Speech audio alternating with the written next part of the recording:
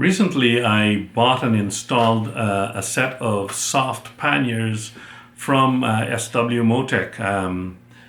They're the Sysbag WP system, and I've used them once before on our trip to Carville, Texas, my two-up trip with my wife to the Thrills in the Hills event from the BMW MOA Association.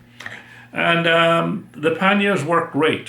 But one of the things about soft panniers is, compared to hard panniers, is the lack of security, in the sense that they're not lockable without using something like lockable straps or something like that. Hard panniers, you can lock the panniers to the racks, and also there's a lid that you can lock, but not so much with soft panniers. The soft panniers that the pannier racks that I have, I can lock them to the bike, but the panniers themselves can easily be removed from the bike. So as a result, this is always a concern whenever you stop, maybe for a meal or something like that. You've got to park the bike where you can see it, and because you want to keep an eye, on your panniers and stuff like that. So one of the solutions that people have for soft panniers is to buy some lockable straps. And there is a manufacturer that makes these lockable straps that are, from what I understand, more popular. I forget the name right now. I'll put a picture of them up there. And but they're a little bit expensive, and for what they are. A lot of people use these lockable straps to lock like kayaks and stuff like that to the top of their cars. So that's what they've been kind of like, co-opted for people with soft panniers and motorcycles. So I went on Amazon. I said, well, look, I'm not going to pay that kind of money, because it's a strap that can be ultimately cut with somebody who's got some powerful shears. Because all those panniers, lockable straps have is, a cable in between. The one that I've put up in on the screen, it has a single cable. It's probably thicker than the one that I bought. But I bought some on Amazon. It's Chinese, Lovinouse or something like that. I'll put up, the web page on the screen there in a minute. But it does, this is what it looks like. It comes in a 2-pack. So you get two pannier straps, and they're keyed alike. And this one here is 10 feet long. The one that I was balking at buying was 6 feet long, and the person there said, you need something 6 feet long. And I'm thinking 6 feet is awful long. But when you think about the girth of the pannier, and then you think about, if you want to put something on top of the pannier, you want to go all around all of that, 6 feet seems reasonable. 10 feet, this Chinese one here did not come in a 6-foot length, so it's 10 feet. This one has three steel cables in it. So instead of the one, it's got 3. And it's got some kind of a nylon-like webbing strap. The strap is nylon. So I guess I'll have to cut it to suit. But what I'll do is I'll put the rack on the bike, put the pannier on the rack, and then, go around it and make my decision as to how much to cut off. But before we do that, I just wanted to show you some of the details of what this strap is all about. Now, they come in this plastic bag here, and in that bag, along with the 2 sets of straps, is just this one sheet of instructions. So it tells you how to thread the strap through and all of that, and so that's fine. I guess you can figure that out just by looking at it. So let's. This is the very first time I'm opening one of them up, and so it comes with 2 keys. And I tested it already, and the 2 keys work in the 2 locks. It comes with a nice little strap here, Velcro arrangement here, where you can take up the excess of the strap, I guess. And yes, this is 10 feet long.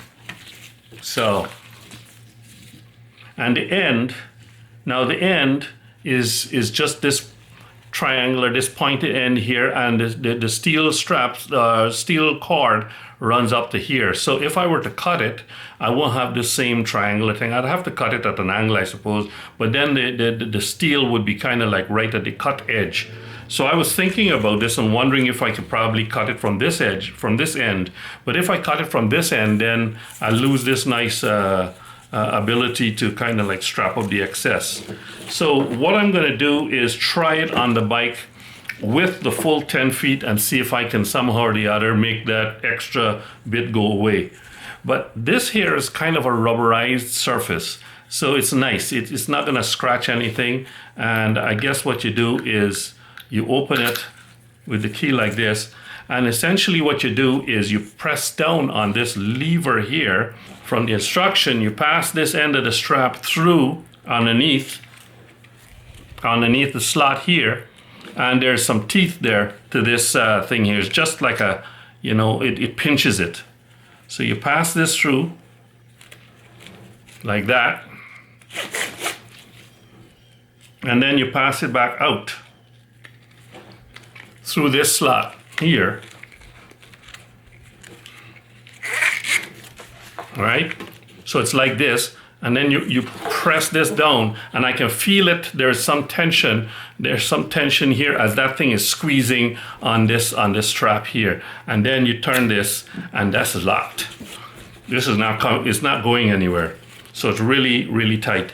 So there will be some extra that I'll need to take up, and maybe I'll have to put some kind of a band on this side of the strap to be able to roll this up. But it's kind of stiff because it's got some wire in between, you know, in it.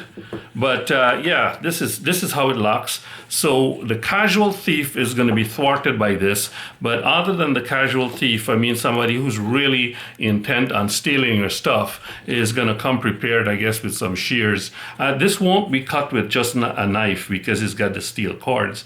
But if you've got good shears, you will be able to cut that. So yeah. Now, how easy this is to be picked is another consideration.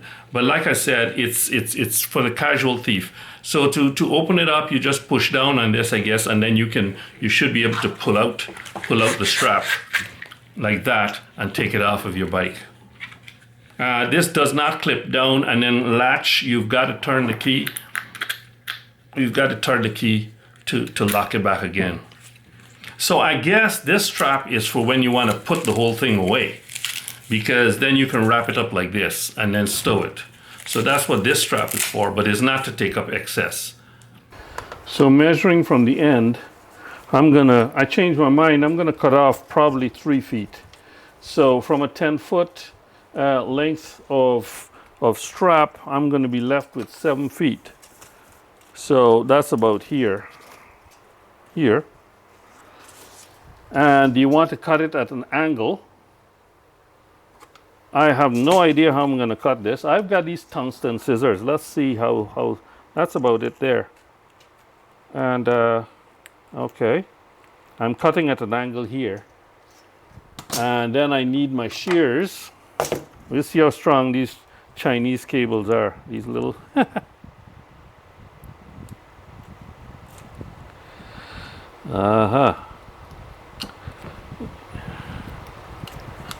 Okay, so maybe I'll use my box cutter knife to put the score across so that at least I cut through the fabric, right?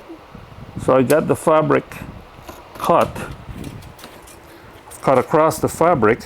Now I've got to cut these. This seems to be doing a better job than that. Yeah, I think one cable is gone. These aren't ordinary scissors. This is like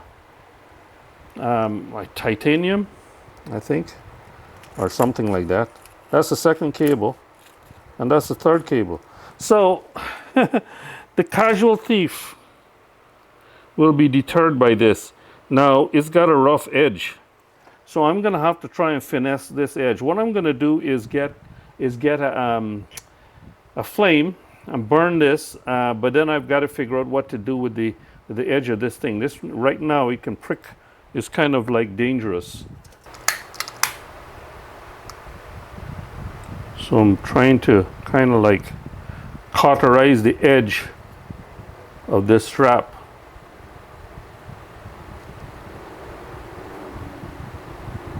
And that's coming along pretty nice. So that's good. So I've just got these pieces of wire to worry about. Now, on the proper edge, what they've done with the wire is that they've gone up to about here, and they stopped the wire up to here, you see, and actually up to here. And then they've got some stitching right across there. And the rest of this is just fabric, the rest of this length here. But because I cut this, I don't have that luxury. I've got these edges of wire that are there. So maybe I can get my file and file that down, or a grinder or something. But I've got to figure that out. This is what I'm faced with. That. Well, after a bunch of cutting with those shears that I have there and filing with a flat file that I have, I managed to get the edges, the cut edges, not too bad. I can live with that. It would be nice if they'd be a little bit smoother, but I don't feel any really rough, wires coming out to the ends. So I've got that all done. So these straps are now 7 feet long, and like I said before, these little Velcros here are just they're just for putting the straps back, for storage. But that's how it is, just wrapped up. So that's it for this video. What we learned? We've got 2 straps here for the price of one of those steel core. So one of those is the same price as the 2 of these, and I would expect that they're both just as easily pickable. As a matter of fact, the other one's probably a little bit easier because they've got a hole. Remember, I showed there's got a hole here, and I guess that lockpicking lawyer guy, his YouTube channel is Lockpicking Lawyer. I don't know what's behind that, but anyway, he was able to pick the lock and open that thing up in jig time. So neither of these are very good for lock picking. If you've got a good lock picker thief, I guess he will go, get in there fairly easily. But the thing is, if the casual thief has just got a knife, he won't be able to cut this. As I have shown, I had to cut that not with the actual heavy duty shears that I have here. These snips are good for a lot of things. They're really good for cutting like galvanized metal, but they're no good for wire. This thing here, I've had this for years. I don't know where I picked it up, but I think that it's titanium. They brand it as titanium, and it's basically scissors with a very keen edge. I've never sharpened it, and this has cut through all kinds of wires in the past. This is really my go-to wire cutter for small wires. So yeah, so a person would have to be walking with the right type of cutter to cut these cables, because once if you don't have the right kind of cutter, it'll just bend the cable in the strap, and it'll just slide between the blades. You won't get a good shearing action. So it might prove to be a good deterrent anyway. So now you just unlock this, open it up like that, undo the strap, pass this strap around the back, and I'm going to show you this in a second. I'll just pass it around the back of the pannier. So you feed it through underneath, pass it through, and then you pass the other end, this end, through this slot here. Cinch it up. Of course, you pass this strap underneath this handle. Not all panniers have this handle, but the SW Motek Sis bag has a handle like luggage. But you would pass this underneath for the Sis bag, and you just draw this snug like that, And you have to use the key. It's not a snap lock, so you've got to use the key to open it and then lock it. And you can see basically what this does is this cover locks access to that ratcheting lever. So that's how it works. So now this is locked on. A person will have to come with some shears, some good strong shears, to cut this to get into here. Moving it to the side, if you've got it cinched up good and you've got it underneath here, they won't be able to slide it to the side. So essentially it's good for like if you're running into a restaurant and eating for an hour or so, or running into a grocery store, something like that is good for that. But in terms of real robust security, you're not going to get that from soft panniers. But this is better than nothing, and it gives you a lot of peace of mind. The competition is, I forget the name of the company, Steel Core or something like that. This essentially, you get 2 of these straps for the price of 1 steel core strap. And the one steel core, the steel core option has, I think it's got one, this is how it looks. It's got 1 cord in the middle. This one's got 3. Now the 3 cords in this one is they're you know, thinner gauge, but still they're very, very tough to cut.